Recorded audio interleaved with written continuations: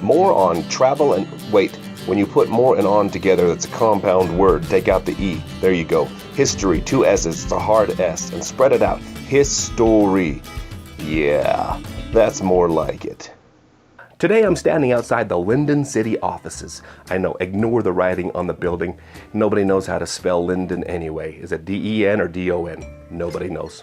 The city council is meeting together, still trying to figure out how to get an L up on their mountain. There was a plan laid out in the mid-70s, and there are only 2 little towns left in this great plan. Linden and a little town up northeastern Utah between Weber and Bountiful. Evansville, I know which one it is. Actually, I'm standing in Evansville right now. Ignore the lettering on the building again. Evansville just had too many letters, so they just called it this. Speaking of this guy, Evan, who was he anyway? He was everywhere. Evanstown, Evansville. He even had a French cousin named Evan that came to Utah and said, "We will move down to southeastern Utah and we will settle the little town of Levan." Levan. It's French. I know it sounds a little goofy. I had some great grandparents. Well, they weren't great. They were pretty good grandparents. They lived on the border of Spain and France, so Spanish seems to slip into my French accent. So there you go. Anyway, Levan.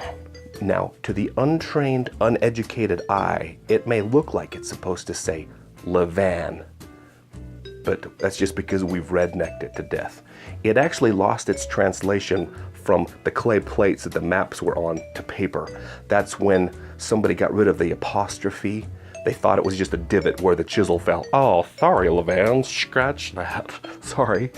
Well, now you've been cultured. You're welcome. So back to the letters, starting in the south. There's the Y for BYU. Bring your utes. Why isn't it a B? You'll soon find out. Move up north to the little town of Pleasant Grove. Again, why is it a G instead of a P? Part of the great plan. Historians will tell you this group of people called themselves the Grovians. We are the Grovians. Does that accent sound familiar? Yep, more happy Germans. Germans, Grovians, G. Starting to make sense, isn't it? Now these Grovians wanted something to represent strength, so they wanted the G to be made out of steel and concrete. But the women said, well, we need something pretty, like a little mesh or weave.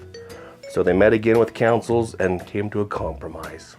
It's made out of a woven metal and concrete. Don't believe me? Take a hike. No, really. It's a short hike. Go on up, check it out. It's pretty cool. Moving up north, there's the U for our own chapter of Utah Utes. A little farther north is the B for Bountiful. A little farther north is the W for Weber. Now I know it's a little artsy. This fancy, fiery W was a little hard to see from the freeway. So they're gonna redo it in English so that we can actually read it. So now, on to where the story begins. Nay, the problem began. Back in 1966, there was this group of California boys from the beach. They formed a band, we'll just call them the Beach Boys, due to a lack of a real name. But they came to Utah to play at this large pond that they called Lagoon. Whatever. But they loved the place so much, they made a song named Salt Lake City, where they named Lagoon in the lyrics. Pretty cool. But while they were here, they discovered Utah's greatest treasure.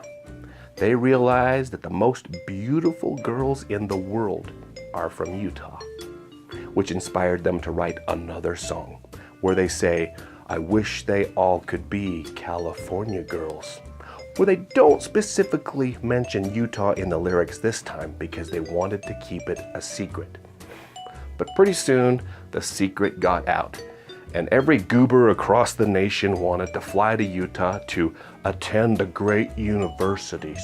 Sure, they wanted to meet these treasures, fall in love, marry them, graduate, and then move out of state. Therein lies the problem. Do you know what a pain in the butt it is to get together for Thanksgiving and Christmas when your family lives out of state? Now, where the great plan takes effect. You think these mountainous petroglyphs are just randomly placed? Oh, no, no, no, mon ami. I know which one it is. Anyway, this plan will have these boys flying into college, starting in the plains from northern Utah, flying along the Wasatch Mountains, looking at each letter on the mountain as they fly south to Provo Airport, starting with the W for Weber, the E for that other little town, B for Bountiful, and thanks to modern texting practices, we no longer need another E because B is B as well as BE. So there you go. Thank you, millennials. You just saved us a ton of money. Down to U for Utah, G for Pleasant Grove, L for Linden, Y for BYU. I think the message is clear. Keep on flying, brother, because we be ugly and grammatically challenged. Don't believe me? You might want to go take a ride and look for yourself. Thanks for joining me on More on Travel and His Story, where I know what's true. Do you?